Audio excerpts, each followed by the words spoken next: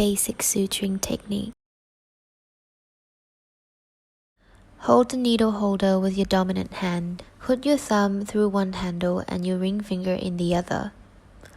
Hold tooth and forceps with your non-dominant hand. Hold it like you would hold a pen.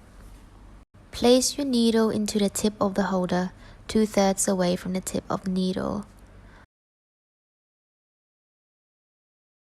Load your suture into your needle. Simple interrupted suture. Use non-dominant hand to grab and invert the skin edge with tooth and forceps. Pierce the needle perpendicular to the skin and drive the needle through the skin onto the other side.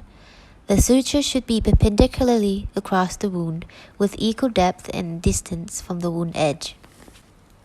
Guide the needle through the skin by following the curvature of the needle and supinate your wrist to pierce the needle out. Re-grasp the needle and pull it through the skin. Then pull the suture through the skin. Loop the suture away from you around the needle holder twice. Grab the suture end and pull the needle holder to tie the first knot.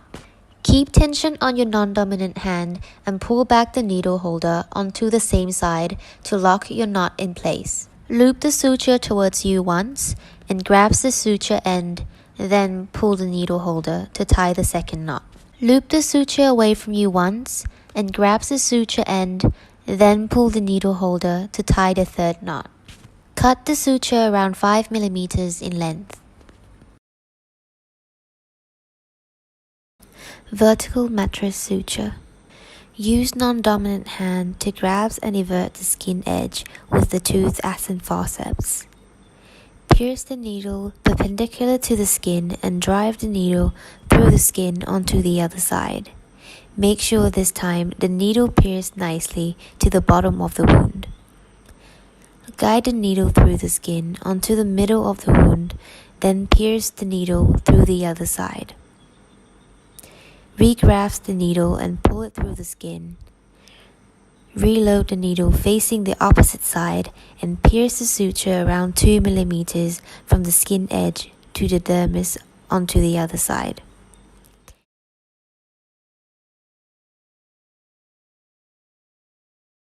Then pull the suture through the skin. Do an instrument tie.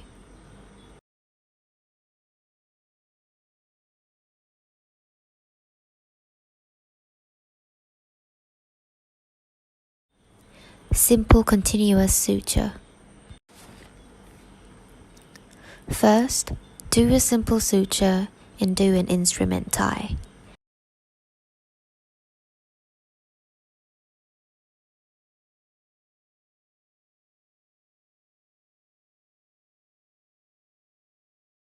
Cut one end of the suture and continue to suture without making a knot. The gap between each sutures should be around 0.5 to 1 cm equally.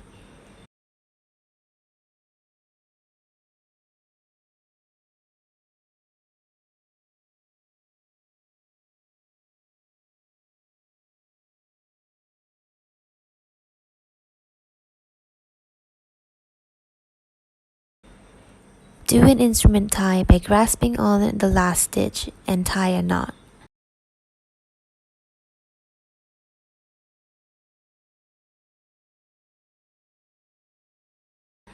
Cut the suture around 5 mm in length. Suture removal.